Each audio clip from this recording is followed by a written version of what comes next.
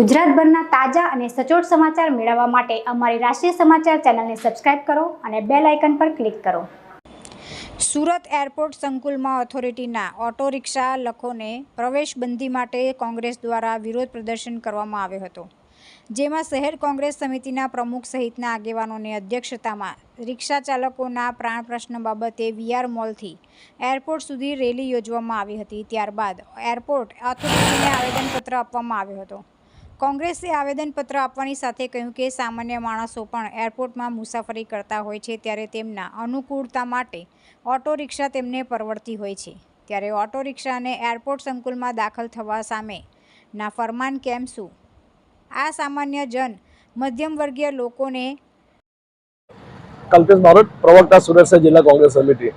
આજ રોજ સુરત શહેર કોંગ્રેસ સમિતિના નેજા હેઠળ અમે વીઆર મોલથી રિક્ષા ચાલકો સાથે સુરત એરપોર્ટ ખાતે જઈને એક આવેદનપત્ર આપવાના છે કે એરપોર્ટ ઓથોરિટી દ્વારા રિક્ષા ચાલકોને પ્રવેશબંધી કરવામાં આવી, જેના વિરોધમાં સુરત શહેર કોંગ્રેસ આવેદનપત્ર આપશે।